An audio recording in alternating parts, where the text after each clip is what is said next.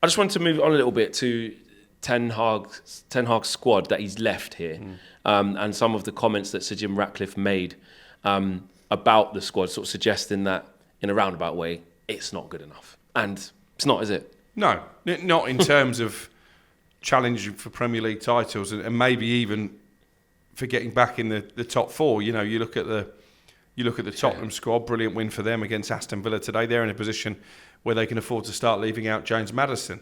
As I mentioned already, I think everybody who's available basically walks into this Manchester United team. The squad depth isn't there at this moment in time. It's going to be fascinating to see how Ruben Amorim manages to mould this squad to the way that he wants to play. He's pretty rigid on that back three. We discussed that on the last show that we did.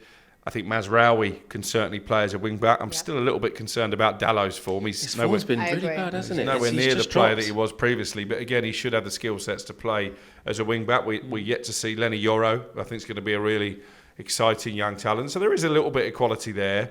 Joshua Zirkzee so far off it for me. And I don't want to scapegoat the guy, but he's not quite there yet. Rasmus Hojlund isn't there yet as a top-level striker who's going to score goals to power teams. I think we're going to need one in the summer Champions again. League. I could see Amorim sort of going, with how I play, I need something polished up there. I know Gyökeres is fantastic. If I've heard that guy's name once this week in Manchester, I've heard it 50 times. Fans are just like, yeah, just sign him. Just sign him. In. And we have done that with Eric about going back and getting this. I don't think it's going to happen this time. I mean, no. again, his release clause is quite big as well, isn't it's like 60, 70 million. Yeah. But we haven't come together since the formal announcement on Friday, and it wasn't a surprise to me that head coach was the title. I floated it on kick-off the night before and said, I think you find this guy is going to be the first head coach and not manager that United have appointed. His job is to coach the players. We've got a whole brains trust now. A lot of them were here today.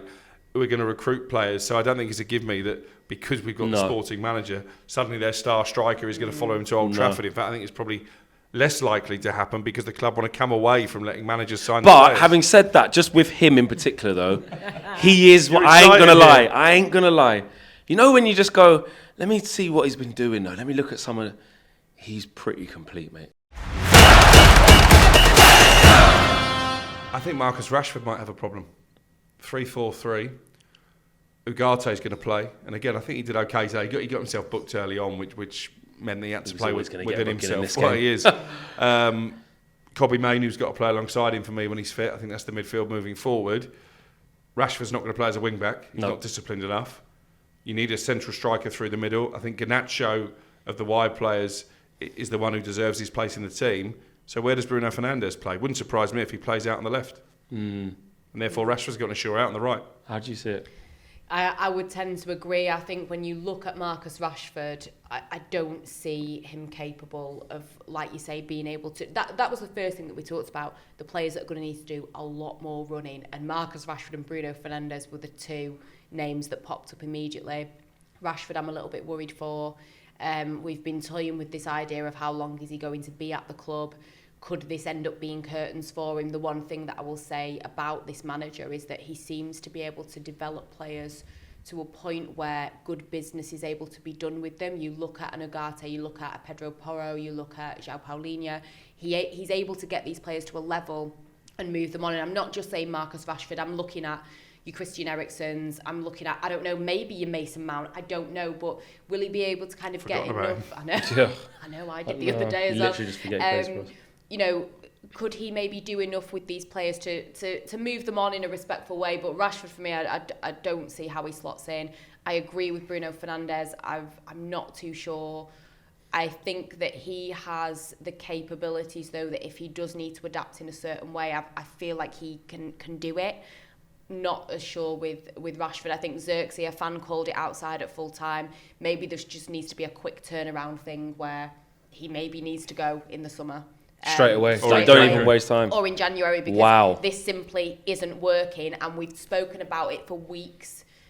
We need to be cutthroat, ruthless with this. We need to be very ruthless with this, and if players aren't working, we need to get them out, because if this guy is hell-bent on this 3-4-3, then this is our manager. We need to adapt to it, and if the players aren't going to cut it, then we need to break away and move on.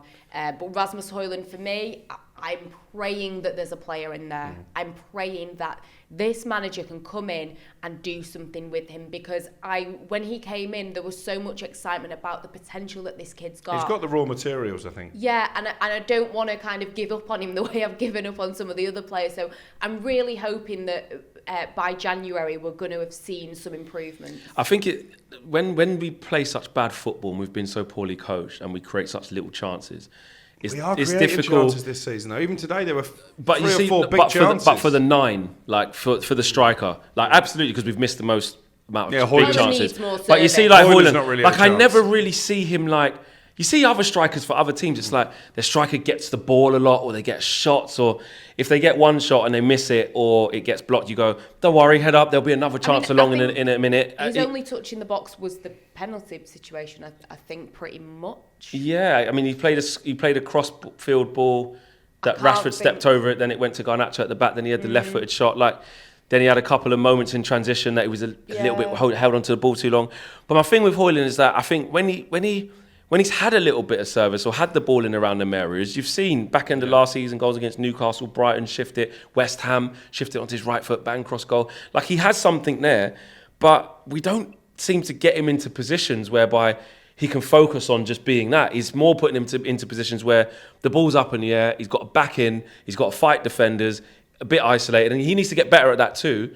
But it is difficult. I do think with Ruben Amorim coming in, it depends whether he plays the 3 up front or a 2-1. So the 3-4-2-1 or 3-4-3. Because if he plays 3-4-3, then you can sort of have 2 wingers in Garnacho and Rashford and say you're high up, and then there's a problem for Bruno. Yeah. If he plays it with the 3-4-2-1, with like 2 inside 10s or 2 inside 4s behind the striker, that's when Rashford and Garnacho are in trouble, because Bruno has to occupy the sort of right-sided space of that inside 10.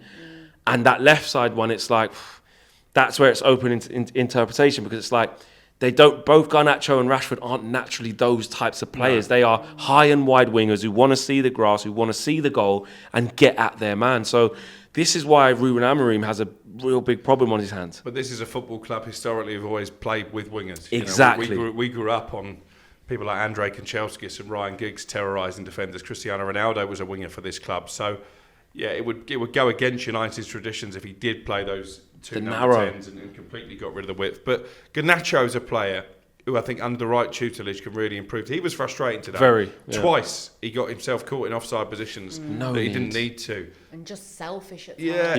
Yeah, he just makes the wrong option. But I think, he's got the raw materials that a proper coaching team can come in and get a player out of him. Yeah, I did. And look, midfield is difficult because we've... Casemiro did okay today. Casemiro, he puts the ball in for the goal as well, drops it over, was it Colwell's head or Fofana, one of the centre-backs, and done really well. And actually, what we've seen with Casemiro, although he was hooked at half-time against Liverpool, rightly so, his confidence has gone and he was just terrible. But we've seen him be left on an island so much. You know, and actually... He needs people around him. He needs people around him. Since we've been playing 4-4-2 off the ball, which what Eric made us do probably since after Liverpool, so all of a sudden, there aren't these big, massive gaps where Casemiro gets run past, he's diving in all over the place. And actually, he's putting in some really good tackles because we're more compact. And I think that will probably help him. But I do think that we have a massive problem in midfield with the level of our technicality. Like players who want to keep the ball, move the ball, retain the ball. Like Ugarte, I don't think is that. No. Casemiro is not really that. Eriksen can play, but there's no physicality there. Kobe can keep the ball. Can keep the ball well. But then if he's going to play deeper, he needs a runner next to him because Kobe hasn't got legs like that. Maybe we could even see something like Kobe playing in one of those advanced positions, and then you got Casemiro and Ugarte behind that. We can't rule out anything. Yeah, we can't rule out anything, and that's what's really tough.